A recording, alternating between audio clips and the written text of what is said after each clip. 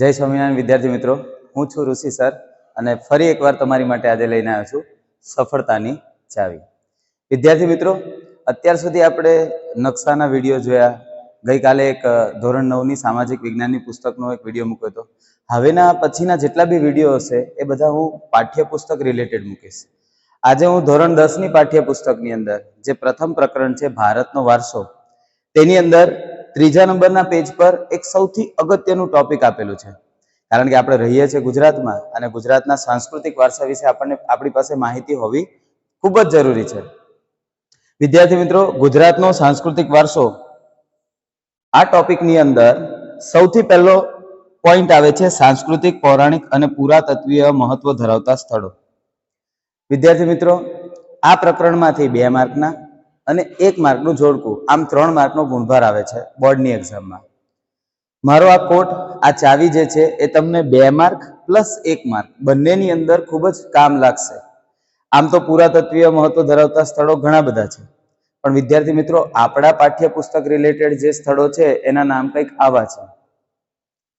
સૌથી પહેલા આપણી પાઠ્યપુસ્તકની અંદર આપેલું છે ધોળાવીરા, બીજું સ્થળ છે રોજડી, ત્રીજું સ્થળ છે રંગપુર અને ચોથું સ્થળ છે લોથલ.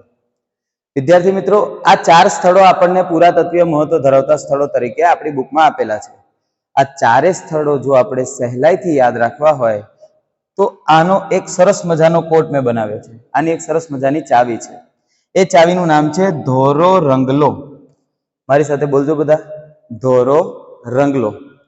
વિદ્યાર્થી મિત્રો, ભવાઈ ગુજરાતમાં પ્રખ્યાત જ છે અને રંગલા રંગલીનું પાત્ર પણ પ્રખ્યાત છે.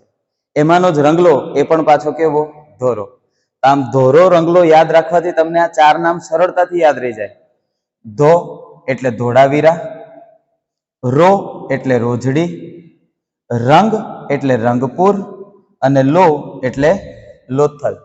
વિદ્યાર્થી મિત્રો, ખાલી ધોરો રંગલો બોલવાથી ધોળાવીરા, રોજડી, રંગપુર અને લોથલ ઇઝીલી યાદ રહી શકે છે. સાથે સાથે વાત જોડકાની કરી તો જોડકાની અંદર તે કયા જિલ્લામાં આવેલા છે તે પણ તમે સહેલાઈથી યાદ રાખી શકો. એની પણ એક ચાવી છે.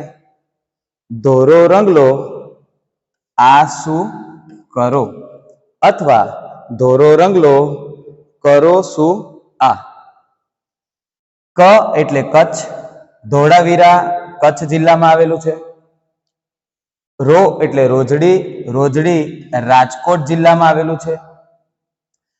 શું રંગપુર સુરેન્દ્રનગર જિલ્લામાં આવેલું છે. અને આ લોથલ ધોળકા અમદાવાદ જિલ્લામાં આવેલું છે. તો વિદ્યાર્થી મિત્રો, ધોરો રંગલો પરથી ધોળાવીરા, રોજડી, રંગપુર, લોથલ આ શું કરો કચ્છ, રાજકોટ, સુરેન્દ્રનગર અને અમદાવાદ, આમ જિલ્લાના નામ અને સ્થળના નામ તમે સહેલાઈથી યાદ રાખી શકો છો. જો વિદ્યાર્થી મિત્રો તમને મારો આ વિડીયો પસંદ આવ્યો હોય તો પ્લીઝ મારા વિડીયોને લાઈક કરજો. જો તમને એવું લાગતું હોય કે મારી ચેનલ દ્વારા તમને કંઈક નવું જાણવા મળે છે તો પ્લીઝ મારી ચેનલને સબસ્ક્રાઇબ કરજો. અને તમને એવું લાગે કે ધોરણ 10ના વિદ્યાર્થી માટે ખરેખરમાં મહત્વનું છે તો મારા વિડીયોને શેર પણ કરજો. અને પ્લીઝ કરીને કહું છું કે જેને કોઈ પણ પ્રકારના ડાઉટ્સ હોય તે મને કમેન્ટ કરીને ખાસ જણાવજો. અસ્તુ. જય સ્વામિનારાયણ.